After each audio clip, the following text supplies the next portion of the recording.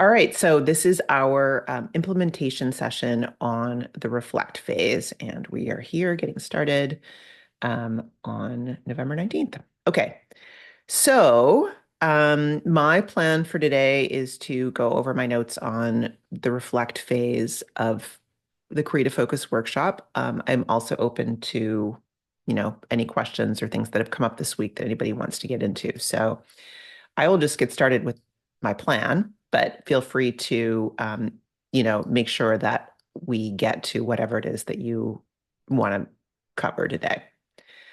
So, the big overview that I want to bring today is that the reflect phase is really the initiation of the entire creative engine cycle. That when you try to understand what you've learned and what's been blocking you, what's going on at a deeper level. And then also when you're doing this sort of strategic planning and you're thinking about like, how do I take what I learned before and turn it into something, the next thing? Also, what was it, did I get curious about in the past? So what my next projects might be, what are the next things I want to get involved in? All of those things come out of reflection of one form or another. And I think the thing that I have come to over the years of working on this, system is getting that more explicit and more structured, more systematic, um, is of great benefit because a lot of times otherwise we forget. We forget to do it. We forget to spend any time um, really thinking about what literally happened. One of the things I do with my quarterly reviews, I spend a bunch of time going through my logs and things, making a timeline, just saying like, what happened this quarter? Like, what did my kids do? What did I make at the pottery studio? Like what did I do? What happened? And even that level of paying attention to my life really helps me think about stuff. And because I've been doing this for a number of years, I can go back and see what happened a year ago. And a lot of times I see seasonal similarities that certain things happen in certain kinds of ways throughout the year. Or I see long arcs of my life. I'm like, oh, that's why I felt that way for this amount of time because like I've been trying to do these kinds of projects and trying to push these kinds of things through. Next implementation session in 2 weeks is going to be quarterly review. I'm not necessarily going to do quarterly planning because everybody's basically in a plan. Like you will talk about what it is, like how to look at it, but basically I'm just going to ask everybody to do a sort of 2-month quarterly review and kind of look back on what's been happening the last couple months and like timeline, literally, like what's happened. And so I'll give you that set of questions. It's all in the quarterly review deeper dive and ask you to do that. But that's, it's part of this review process, this reflection process, and is where we ask ourselves to be the most zen and detached from results, the most kind of like giving ourselves that, strategic distance, however you want to look at it, but getting out of the moment to moment and day to day.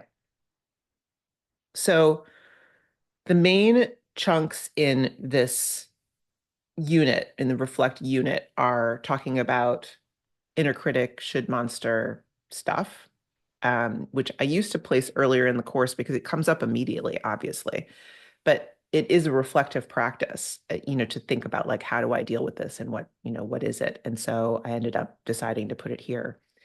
Um, and then we go through various kinds of review, weekly review, quarterly review, and then talking about the ways to keep everything going, ways to make sure things stay, sort of on track. I'm trying to remember where I was talking about this. I think last week when I did the ACC, all ACC coaching call, I was talking about reflection because a bunch of people were asking about, because a bunch of CFW members who came in the first cohort are rolling off now if they don't, re-enroll. And so they were asking like, how do we keep going? And I was like really talking a bunch about the reflect phase. So that recording is in the, you know, ACC coaching call, feed if you want to check that out. There were some really good things that came out of that, I felt, where, talking about that, the value of reflection and how to make it minimal enough to make it really doable. So it doesn't have to feel like this big burden. My quarterly review process is ridiculous and I don't even like it. Like it's so long, but I keep needing it. And so I keep doing it, but it takes forever. And anyway, so I very much see the value of coming up with a sort of minimal version of this that's just going to do what you need it to do. Any thoughts so far?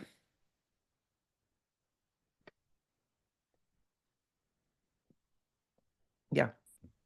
So I'm hearing the value of the quarterly review and then doing this over years to see the seasonal or whatever, the aggregated data. Are there like micro reflect phases that are strewn Constantly. throughout? Okay. Yeah. I mean, that's what the top threes are. That's what the shutdown routine is. That's like I look at it and that's in that module when I talk about the reflection process, that the top threes is a daily reflection and just kind of a moment and really can be just like 3 minutes. It does not need to be a big long deal, but like what's going on tomorrow? What are my top priorities? What do I need to take off from my pile tomorrow so that I can, you know, be present with the things that need to be there. Um, and then there's a weekly review, and the weekly review I find to be the most useful rhythm for checking in with larger projects and connecting the larger project with the daily work and the daily, practices, that you're checking in often enough that you can course correct before things get too weird, but you're not looking at that on a daily basis where it can get kind of overwhelming. So it's like, a weekly review is that for me. And again, my process I do not recommend because it takes too long, but I do enjoy it. But it more than the quarterly review. But basically, I do a lot of logging. Like I have logs for my business, my children, my mom, like a couple different things that I'm trying to track. And when I have a live book project of some kind, I will have a log about that, so like and I log every week. Like I go in, I don't necessarily log if I don't have anything to say, but like it's on the list to like check in on this. And that's what takes the most time is doing that. Um, but having some kind of weekly review, and I know, Jess, you've been doing this with do you go to the group thing or you just do it on your own? Do you go on Sunday to the meeting? Oh no, no, I've just been replying to the thread Yeah, in which is fine too. Kajabi. Yeah, either way. But Yeah. there's a, nice little Sunday group. They meet and do this. And then there's you can just do it asynchronously. But like that practice of just kind of checking in on stuff, I think is really valuable. And then there's the quarterly level. And you can do monthly too if you want, but like I feel like quarterly's fine. Like it means it's more work because you haven't been doing it monthly, but it's if you've been checking in weekly mostly, you have what you need to get something really valuable out of the quarterly reflection. So yes, it is on all different levels. Like I think having that constant sort of ability to, pull yourself out of the day to day, have a moment to think, make some decisions, make some judgments about like what's important, and is really important.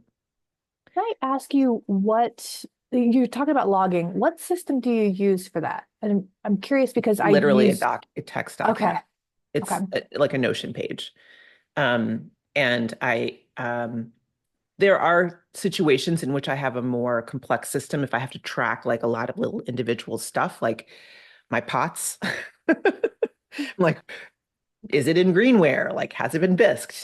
Does it need to be, like I have to track all these little steps, but mostly I don't need that. So what I do is I have a backwards chronological order document. Now, Notion, um, and I think this is probably true of some other things too, like it wants to load everything that's visible. And so one of the things, a trick with Notion is I put previous years in toggles. So it doesn't load them all because once it gets like a super long list, it's really hard. It doesn't load it. But yeah, so every week it's like, assuming there's anything to log, anything to say, I'll use the date. And again, in Notion, I go like at today and it'll enter the date for me. and I make that an H3 header so that it's visible in the nav. You can see it in navigation. And then just write a couple sentences about what happened. With my business log, frequently, I also do this other practice that I learned from, and I'm not trying to overwhelm you guys. Like, you don't have to do what I'm doing. Like, these are just things I do. And if it's interesting to you, take what's Might interesting and actually be leave the rest. simpler than what I'm doing. So please go, please. Okay. I'm hoping I like pick up some simplicity tips from you.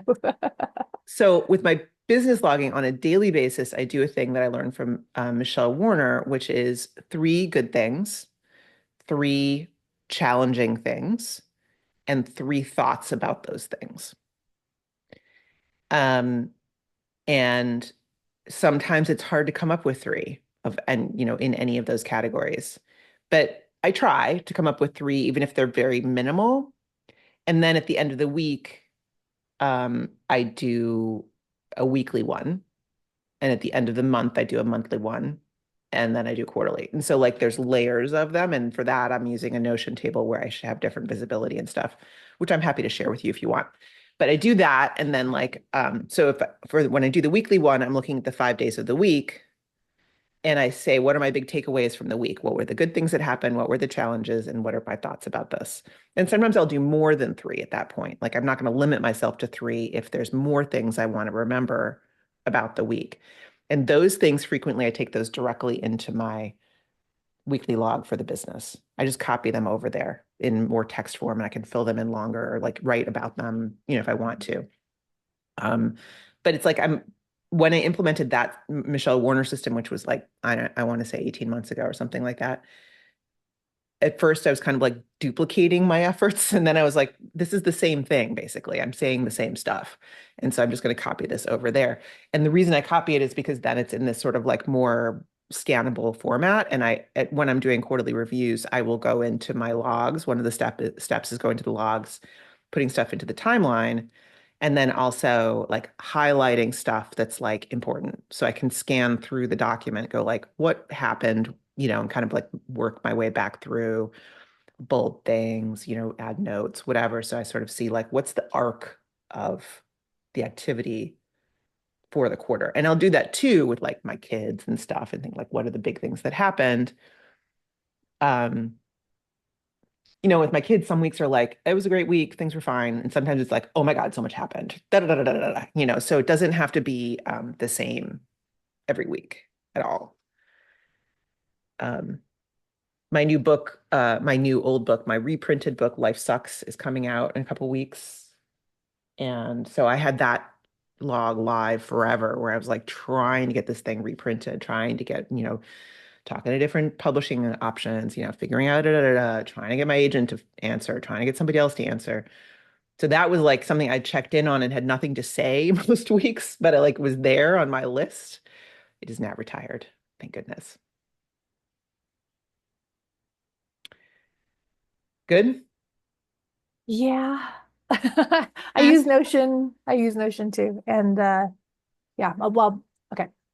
I mean, you Something have that a bigger team than I do, and so there's probably more things that need attention well, paid to them, but yeah, I mean, but I have a daily journal in Mhm. Notion. I actually got this idea from Marie Poulin, and I've been doing it for years. So the database is massive and unwieldy, but I have properties for all the things that I track. And what I find is that I'm great about logging things on a daily basis, but then I never check back in. I don't do the weekly or the monthly. And then by the time it gets to quarterly, I'm like, I don't even know where to start. Yeah. I mean, I do that too, and originally from Marie, but then I've like altered it a lot. I've been doing Mhm. something since like 2019, so it's a lot of stuff in Notion, I mean. Um, the some of those properties are things I pay attention to on a weekly basis. Like, for example, I try to track when I start and when I stop in the day. Mostly I'm trying to track when I stop so I don't work too much. Like I'm trying to like, limit that.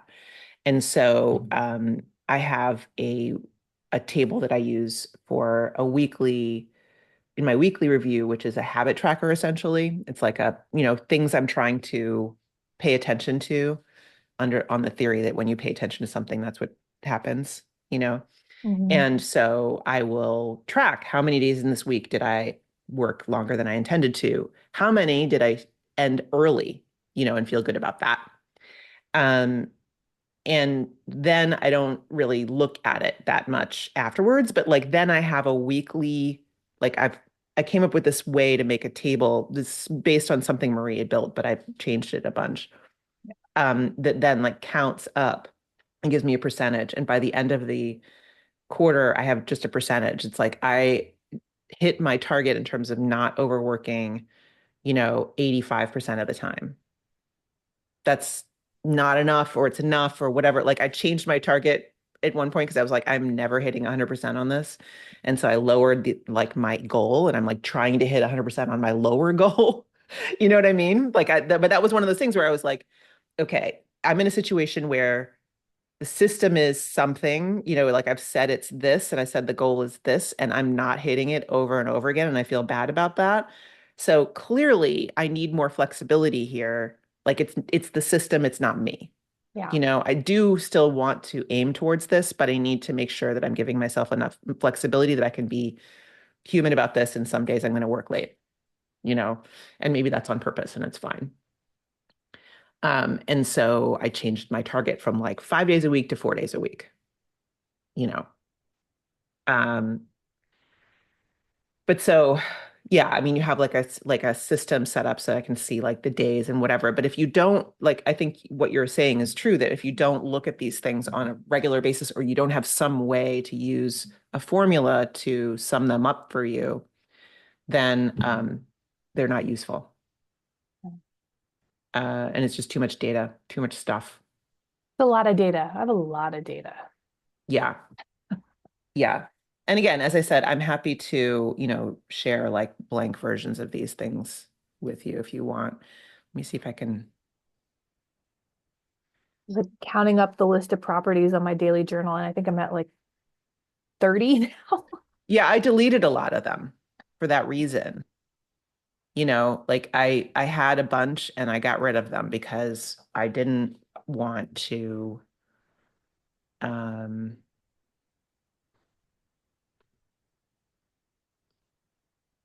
yeah, I didn't want to overwhelm myself. Yeah. I always worry about losing data, so I just hide them, Yeah, but they're still there. well, and which is fine. I mean, but like I tried to, what I did with some things with this is I like took them out of one table and I got the information out and Mhm. transferred it into something else. So it's not like a property on the table. It's like, It's a good idea. captured somewhere. Um, but I can show you what this looks like. So this is my daily for tomorrow. And you'll see it's the start time and stop time, gratitude, wins, and lows. These are things that I use for logging at the end of the week. Or sometimes like, whatever. And then how am I feeling emotionally, what I did with my kids. So I have like different activities, like to make sure I'm doing things and seeing them. Did I do anything fun? I don't use this one that much because I end up forgetting to use it there and I just write a note if I did something, whatever. And then relationships. So did I see so and so? Did I, like seeing friends, my husband, my kids? I like take a note so I can actually count like how often did I see these people? Entertainment's media, books, TV, whatever. This is, exercise. I don't use this one very much, but I was using it a lot when I was having trouble sleeping. So I was like n noting that. So I put it there and now I might hide it and not use it. I don't know. But like, menopausal stuff, I was like, well, and then I got on HRT and it's way better. So so I stopped using it very much. And this is like basically my timeline. This is where I put in, what's the what's going on in the day. And the other thing, that little trick I use an M dash at the beginning of all of these text fields so that, and let me see what I can share here in terms of my weekly.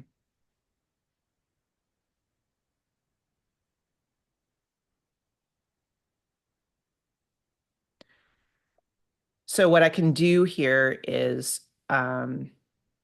with my weekly, I have a formula view of these that's programmed to find the M dashes and make a new line, and like basically it rolls up everything here. So I That's can see smart. the end of the week, and then I can write a little overview of the week here. And that includes all my daily notes, which are long, those are long. Um, and so this is less useful to me than like this is when I'm writing my weekly overview. Mm. Um, then I have kind of like a bunch of like my top threes for the week, stuff that's fun, things that I'm thinking about adding in. I'll kind of organize my week here. Like when I have stuff in here, I'll be like, I'll drag it in here and then put it into my daily. But this is a way of kind of like getting an overview. And then the daily, things look like this basically, where when they're done, they have like, I worked late last night. And then like, what did I do with my family? And like, these are the three main factors and stuff. I have an upcoming tasks view down here. And these can all toggle shut, so I don't need to look at them all the time. Um, this is my hiding stuff that I might want to do in the future, but this is a synced block, so I can, when I make changes, it shows up on all of my weekly views. And then with my goals check-in, the habit tracker looks like this. So I have a line that's the percentage of the tracker, like percentage of the quarter, like how many weeks are left of the quarter. And in this quarter, because of the holidays, it's like it's shorter. Normally it's 13 weeks, but then how many, what percentage are we at here? And then seeing people getting out in the daytime, my kids volunteering, shut down, and not drinking, like days not drinking, right? So that's what I'm tracking right now. And before, I was tracking stuff like doing exercise, going outside. But once that became enough of a habit, I took it off there. And I make a new one every quarter. I don't keep the same one and run it. I like duplicate it and change it. Um, so I'm not like running this ongoing, but I have the old ones like saved on another page somewhere if I need to find them. But at the end of the quarter, I'll like note down the percentages and put that in a sort of text overview that I can see quickly. So I'm not constantly having to go back into the weeds in this thing. It's like this kind of, and I guess gets back to what we were saying in terms of like review and how to like manage all this data. I collect a lot of data. Not everybody needs this. I don't necessarily recommend what I just showed you to most people. But what's important, I think, is summarizing the data, pulling the data up to higher levels so that you're able to make use of it. Because if you're constantly looking, and gets back to the very daily level of all of the tasks, you have all the tasks. If you can't get a grip on what they are and like what are they about and why are they there, then you can't use them because it just overwhelms your brain. And so you need to be able to like sort of pull things up in a pyramid into like, here's the summary of the things.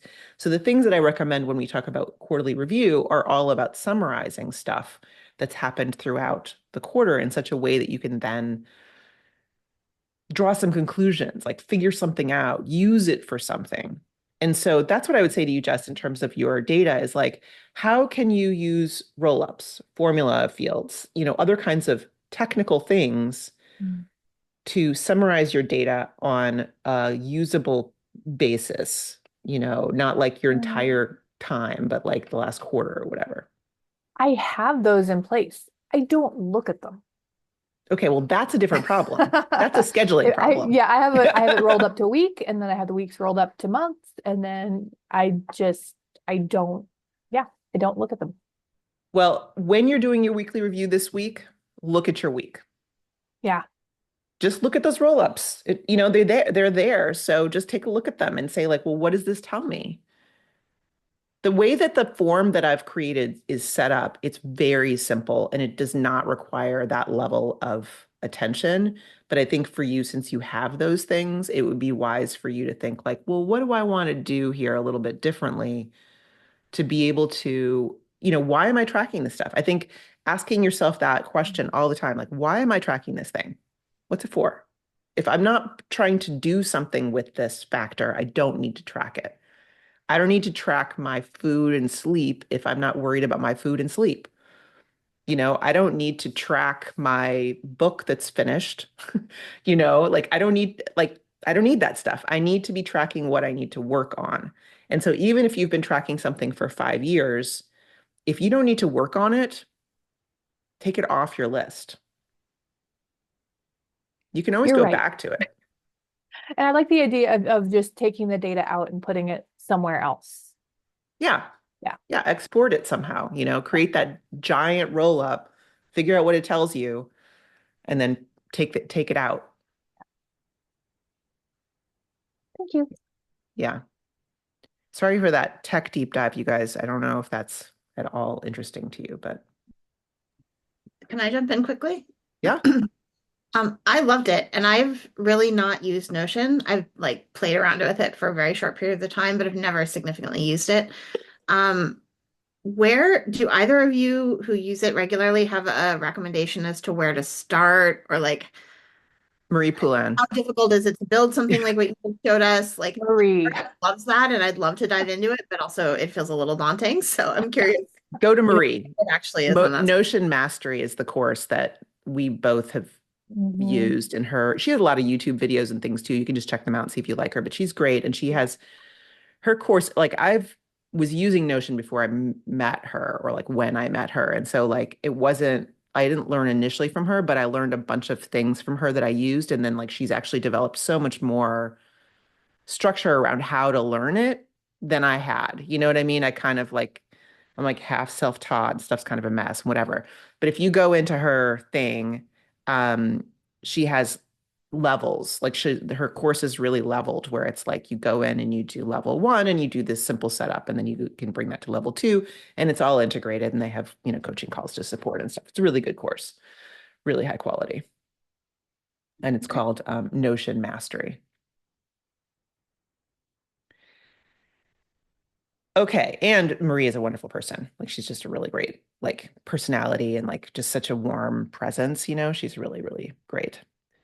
All right, so let's back to the chapter, the unit. The other thing I wanted to make sure I talk about a little bit is should monster, which is the word that we came up with for the inner critic in the Creative Focus workshop way back in the day, which interestingly has not come up a ton here. I think that's fascinating, but it's definitely something that many people struggle with a lot. And the thing that I have sort of started, like I moved toward the last few years, is this idea of triaging that inner, dialogue or whatever, that the sort of the stuff that your brain tells you, into categories. Because one of the things that I've realized is that a lot of the things that we say, oh, I should, that are really painful and like kind of constant, and this kind of nattering, not like the really mean stuff, but the kind of constant nattering stuff, is actually a capacity issue. It's not, like trauma or something. It's like, I mean, it all can be related to trauma, obviously, but like that it's like, these are things that you kind of want out of your life. Like one of the things early on when I taught about the should monster, people were like, well, what if these shoulds are actually good things? Like I should write my novel, I should get in shape, stuff that you really kind of should do. Like those are good things. And I was like, I don't really know what to do with that. And so one of my clients came up with this idea of like dividing it into shoulds, want tos, and wills. And then from that, I was like, why are these different? Like, what is different about these things? And that's how I started identifying that these are like projects and or habits, practices that we have not committed to. Just like any other project we've not committed to. Just like open loops, just like, idea debt. That's what it is. And sometimes those are things that come from what other people tell us we should do. So I should be vegetarian. Do you care about being vegetarian? Like maybe in theory, but not in practice, like that's one of those things that like there's a lot of reasons why we should do that. All of us should do that. But we also don't, for reasons and for non-reasons and whatever, but it's like there's a lot of the things that come from outside that we get that we need to assess how much do I care about that? How important is that to me personally, to my family, to my future, to what I want out of my life? Is it important enough to commit my energy to implementing that thing? And if it's not a should. It's just an option. It's a thing I could do. It's more a could than a should, right? And so demoting that so that you don't like think it over and over again as you go through your day, and making a clear decision is really helpful. So, like, my big example in my own life is exercise, because for many years I optimized the crap out of my life to the point where I had no time for anything. Like, I did, like, it was wall to wall. I had like 3 jobs, 2 kids, like all the stuff, right? And um, it wasn't super healthy or great, but it was what I was doing. And I felt like it was necessary. I felt like I had to do that. And I had no room for going to the gym. Like, the idea of leaving for like an hour and a half and going off and doing something that wasn't work related was like insane. Like, there was no way that was going to happen. And so I didn't. And for so long, I was like, I should exercise. I should exercise. But there was no container for that. There was no like, well, what would I do if I were to exercise? What would that look like? And not like I'd never done it before in my life, but in that period of my life, I wasn't doing it. And I was like, I honestly have no idea. And so it took a really long time, and I mean years, for me to figure out first, like, and this is in Philadelphia, like I had other things I did other places, but like getting here in 2016, then I was like, okay, I will need to find a gym, and the gym is going to have to be like within easy walking distance. I can't get in a car and go someplace. I can't get on a bus and go someplace. I will never do it. I need to like be able to just fall in, you know? And so I looked at the options and I was like, okay, here's one that's like on my route between here and school when I was teaching. And then I had to find out their schedule. And then I had to block it. Like, I had to talk to Matt and be like, I'm not going to be home for dinner at 4, 5, 6. I'll be home at 7 on these nights because I have to go to this class, you know, and block all that stuff in. And then I had started doing that and all these things, right? And then COVID, so whole other thing. But anyway, the point is, it took me 2 or 3 years to get to the point where I was like exercising 2 to 3 times a week. You know, it took a lot of work for me to create the capacity, to carve out that capacity, and commit to devoting it to exercise as opposed to anything else I could do. And so that the exercises that I give you in the Should Monster module start with cataloging your shoulds, listening to that inner dialogue and writing it all down. And and that can be painful, and I acknowledge that. But like, once you do that, you can go, first of all, there are things that have internal contradictions between them. And the example there is Susan Olding's list, her real list. This is what she actually wrote, which were like, I should get a great job and, you know, get a great apartment because, you know, that would be great for me and my family, or I should leave the city and live in a cabin and it doesn't matter how much it sucks for my family. Like, 2 things that are completely against each other and you can only have one or the other. You can't have both, right? That's a dilemma because there are positive and negative things that come with each choice. And the fact is, she had not at that moment made an actual decision about this. She just had the natter, right? Like, I should do this, I should do that. Da, da, da. So you can look at this list and you can say, like, okay, this is an internal contradiction between 2 things. I need to set aside some time to think about how I feel about those things and whether either of those is a good option or whether I care or do I want to do something else. Like, that's a decision to make. Then there are these other things that are like options, things I know could be a good idea. Somebody thinks they're a good idea. Maybe I do, maybe it's somebody else. How much do I care about those things? How much capacity do I have for those things? That's a list you can make, and you can add it to your green room and be like, okay, let me consider this every quarter. Like, will I take one of these things on? Just separate it out. And you're left with the hard ones, you know, the ones that really are irrational and usually come out of some kind of big T or small t trauma, you know, where somebody has been mean to you about something, you have had a bad experience, and or you've seen somebody have a bad experience even, and your brain put like a shunt in place to prevent you from getting there and from experiencing that problem. And after a while, that shunt becomes more painful than the thing itself because you grow up and you're capable of handling these things, but your brain still has this like automated, like, nope, and it's often very mean about that. It's like, trying to force you to stay away from this dangerous place, scare you into staying away from this dangerous place. That's very difficult and is in some ways beyond the scope of what I mean, we can talk about it and I'm happy to talk about it, but I'm not a therapist. I don't have the real tools to resolve those core issues.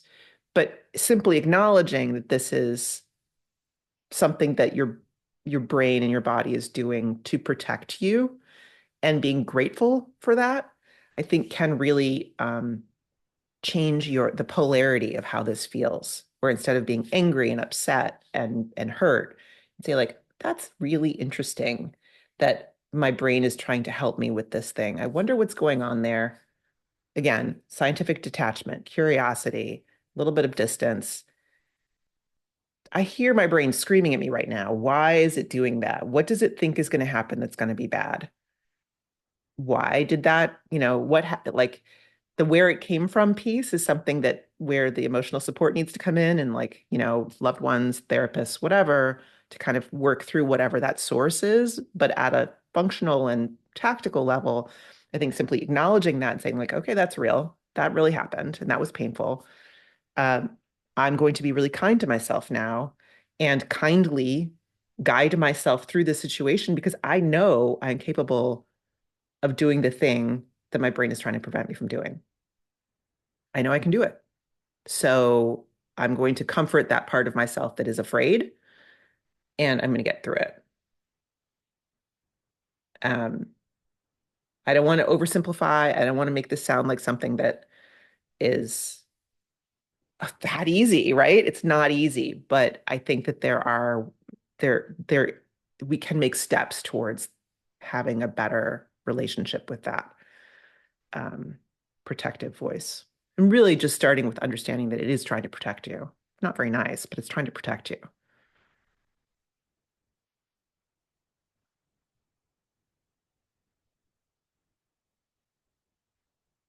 Any thoughts about that? I had honestly never thought about writing down all the shoulds. I think that's a really healthy idea. Yeah, give yourself some, a safe place to do it, So if you start having a lot of feelings about it, like that you have support, because it's not fun. But it is, I think, yeah, it is a very valuable thing to do. And that part of the activity too is then making an image of it or creating an artistic representation of some kind, which again is like a way of giving you a little distance on it, giving you like, what is this thing? And giving you that space can be helpful. Yeah, I would just chime in and say that there's a bunch of modalities that really support that, internal family systems, Mhm. polarity therapy. I mean, there's many, and the main features are uh, making space for and then appreciating, like acknowledging, like awareness, acknowledgement, and then appreciation, because then it gives it some space to shift. Mhm. Yeah, the internal family systems have come up any number of times in coaching calls. I've never really looked into it, but like It's it's it's clearly like the thing. amazing. It's the Yeah. best. It's literally the best. And I think it's interesting that I've come to this system basically independently of any of that, and other people come up with other systems independently, each of them coming up with their own approach to essentially the same basic understanding. And again, as I'm not a trained therapist, I haven't trained in any of these other modalities, but I do think that there clearly are several that are like really significantly helpful with this stuff. Okay, so the final thing about the in the modules is this idea of how to keep going and how to like implement this into your life, how to implement this the CFW creative engine kind of writ large into your life. And I really think the biggest thing about it is this idea of recognizing that it's a cycle and that each thing feeds the next thing. And really implementing this idea of giving yourself pauses to reflect and get distance so that you can, because really, like I set it up like it's reflect, then it's collect, then it's decide. But of course, there's reflection that happens at each little moment, and you need reflection in order to decide. You know, you need reflection in order to act. Like it's throughout the whole that objectivity and scientific kind of point of view, this sort of experimental, let me try, let's see what happens, and kind of looseness like that is really essential to the whole thing, as well as, you know, going along with, you know, self-forgiveness and flexibility through it as well. Okay, so that's kind of what I have to say about the implementation of the reflect phase. What I would recommend taking away from this is, again, like look at your daily shutdown routine reflection process. If you don't have one, think about having one. Keep it as lightweight as it needs to be. And essentially the essential parts are thinking about what is for sure going to happen tomorrow. It's on the calendar. And what are the things that I for sure really want to, you know, make sure that these things happen tomorrow, and how can I match those things up? And those things could be work things, they can be family things, it can be personal care things, whatever it is. But like, what are the things that really need to go into that? And then highly recommend implementing some kind of weekly reflection on how'd the week go, and like, how is this related to my larger strategic goals? You know, like when we did our road mapping, looking at the road mapping every week and go like, where am I on that? Is that happening? If it's not happening, maybe I should put a task or two onto my days that move that along, instead of thinking like, it would be great if that happened. You know, like you need to, again, like connect, like draw down from that higher level into your days in order for stuff to really happen. The lesson brief today, I talked a lot about that. I talked about the idea of like how to create this kind of the layers of systems, and how do you connect the project level, the strategic level with the task level.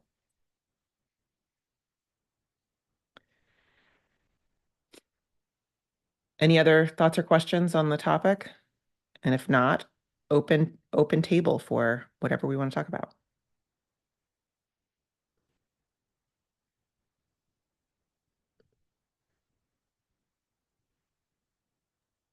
Do you want to see where I'm at with my my lead magnet thing that I moved from the Google Sheet over to the Google Form? Yeah, I want to see how it turned If out. nobody Yeah. else has anything to talk about, I can No, I fill the want to see, time. I want to find out in general, like how this whole project is going. Is it up on your site now? It's not. The next step. So my task for this week is to write the landing page and like get the landing page up. Pull it up here. And actually, I need to add a step to have some folks test this out. I would test it. I'm so curious about it. All right. If you Yeah, I will definitely share it for you guys to test. Let me share my screen.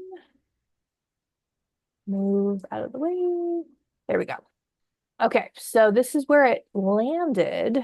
I wish I could customize the colors a little bit more, like give some background colors, but I kind of broke it down into steps. And I put the email field up here so people can get you know, an email of their results or their yeah, an email of what they put in here. Added a section for context, you know, what broad topic idea do you want to play with? Who's the audience? What format? Question. Yeah. Is this a lead magnet itself, or is it something that they get as a result of signing up for something, or is it just like free and open? And So my thought is this is going to be the lead magnet. So people have to you know, give their email address in exchange for access to this tool. Right. So I was thinking like that intro up there um, makes sense if it's going to, it could get shared, I guess, to other people. Yeah, But and it might. it's maybe getting people's minds in the wrong place at the moment. Okay. You could just say this is not for marketing. This is not a marketing list. This is just so you can get the responses back. You Oh, know, yeah, yeah, yeah, I got you. just like Okay. simplify it a little. Yeah, okay. So you're talking about like step one here? Yeah. Okay. So maybe just take this off. Yeah.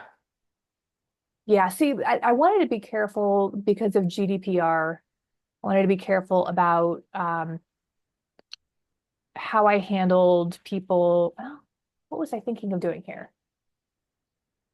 Well, what I'm saying you could say here is like this is not, you're not getting added to a list with this. Mhm. You say that, but like, like not for marketing purposes, but like this is only, I'm not collecting this to keep. I'm Yeah, collecting this in order to send it back yeah, to and you. And you I can think also say like you cannot put it on here and use it live. Like that's the other thing is like if you don't yeah, want it mailed back to you, if you don't want to provide your email, just use the form and write down your answers, you know? yeah. Okay. Yeah, you're right. I think I was thinking of something different when I added this here. I wanted to be careful. I'm just super conscious of GDPR because I do have clients coming in from other Oh countries. no, it's important. I think Yeah, it's important. It's just like I don't want people's minds to go the wrong place when they show up here. And I think you're right. saying why you want email is a good, you need to say that. Like I'm not, I'm not collecting these like the Yeah. GDPR is like I'm collecting this for what purpose? I'm collecting this so that it can get mailed back to you. You also have the Yes. option of not giving me your email, but then you will need to like screen grab this or something. Mhm. You'll need to do something. That's a Um, really good point. Yeah. yeah. Yeah. And I'm gonna like write more around this on the landing page for sure. And then people will get follow-up emails, like a welcome sequence with a little more instruction. Yeah, you don't want it on here too much because it Yeah. just gets really unwieldy. Yeah. Yeah. But yeah, it's a really good point. Yeah, so that's where we start, and then just kind of giving some context to their thinking, and I acknowledge that these things may change, Hmm. and that is fine. We want to have our minds in a place when we begin. Hmm. And then the next section is the angles and just looking at the topic through different lenses and prompts. And I've got several in here that people can choose from and, uh, you know, answer as loosely, concisely, wordily, shabbily, or enthusiastically as they like. So you're not using any conditionals in here. No, because what I ended up doing for the ones where it was like a multi-step, Hmm. I broke it down into literal steps. Hmm. I like it. I do feel like using some conditionals could make this um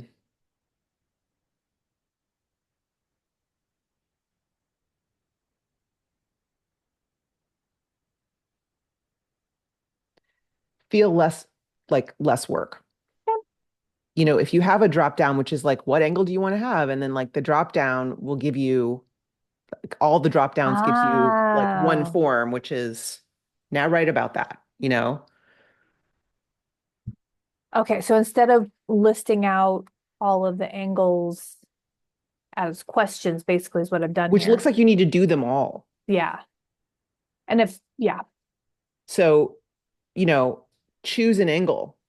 Okay, that's better. Choose a lens so that you can develop a new angle on this topic. And then you have a drop down, which is like, here are the things.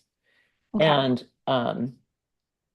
I think you can also just make it visible. Like you don't have to have it be a drop down. It can be like there's different styles, right? So you can have it, you have to see what will be most readable. Okay. Um, and then maybe you have a short version of each of those. So it's like what does the audience believe? what do I need to be solved? Like short version. And then you have like a field will pop up for just that one, Mhm. which has a longer, like more detailed description of how to think about it, Yeah. but just for that Yeah. one, not for I'm all of picturing that now. Hmm. Yeah, and I need to play with the conditional logic to see if after they complete that, I can get another drop down to pop up where they can choose another lens. Because that was the great thing about Airtables. I felt like Airtable gives me so much more control over the experience, but the data management just was not good. Yeah, I mean, I I think if you play around with this, you'll find that it's pretty similar, like what you can do with in terms Mm, of the visibility and stuff. I've done a okay. bunch with these, and there's a lot of things you can do in terms of making it visible and not visible. But I also think the feeling of like this is a little bit magic is that Hmm. it's a super short form and you come away with boom, done, out. I'm in and Yeah. out. That's it. And so even the thing that you have at the bottom, which is like, here's another way to do it, like that could be an option on your list instead of having a whole section, which is like, and now do this. Like Mhm. what you want is somebody to say, like, okay, I need to come up with an idea. All right, here's the topic, da da da da da. Um, and I'm going to pick an angle. I'm going to do the thing, submit, send it back to me. I'm writing. So they're not having to like kind of assess all of these and think like, oh, do I need to write them all and compare? Because that's kind of what it feels like here. Like you can write them all Ah, and be okay. like, which one's better? Yeah. Um, and then, maybe there might be a way to like hit a button, submit. And like I think you can do a new and like one of the things you can do when you submit is like having like another answer. So you could start over. Yeah, but then they're going to get multiple emails. Yeah, because they're different ideas. Yeah. Okay. Yeah, let me play around with it. But I Like get each where one you're is an going. idea. Like each email is like, here's Hmm. this concept. Here's another concept. Yeah. Okay. I wonder if I could pre-populate too. If they hit submit, I don't think that's possible. Anyway, I will play around with it because you're right. I like that idea. Just kind of, shoop. Yeah, Yeah, and then you're kind of like, great, I did it, instead of yeah. feeling like, oh, but I didn't do the other ones. That sense of Hmm. needing to complete everything is very powerful. Yeah, for sure. Easy checkbox. Okay. And I mean, some of these are so different. Like, why does this problem need to be solved? Versus, how does this relate to a book or movie you loved throughout your life? I mean, those are Yeah. like totally different tones, totally different lenses, which is the Yeah. whole point, is to really just get creative and get those juices flowing. Um, You but could even yes. like, I don't know if you can do this in the form, but you should look and see if you can like categorize the Mm-hmm. options. Mm-hmm. I think about that I don't know if it's because possible or not, technically. yeah, and I don't know if that would be beneficial because mixing them up in this way it can create more, a more creative space Sure. for thinking. Yeah. Okay. Thank you. Yeah, you're welcome. Anyone else have a I actually have a quick question for Jessica, or Jess? Which um, Yeah. Jessica in blue. Um, I have a possible need for a copywriter, and or I might be being asked to do some copywriting, which I've never done. And I was wondering if you would be willing to meet with me and just talk about some of that. of course. Yeah, I'd be happy to. Best way to connect with you. Let me drop my email in here. If you want to just send me an email, I can send you a scheduling link. All right. Sorry to take up group time for that, but thank you. Yep, I always like talking over Zoom. I think it's a good way to work through things. Yeah, for sure. All right, so let's wrap this up. Thanks for being here. Good to see you all. And next week is an open session, so bring whatever you're working on. Let's get updates on everybody's projects, and I will see you then. Great. And Jennifer, since we're going to talk for a minute about this possible team thing that I'm doing. So if you want to just stay, I will like get everything else out and stop the recording and stuff. Okay, see you next time.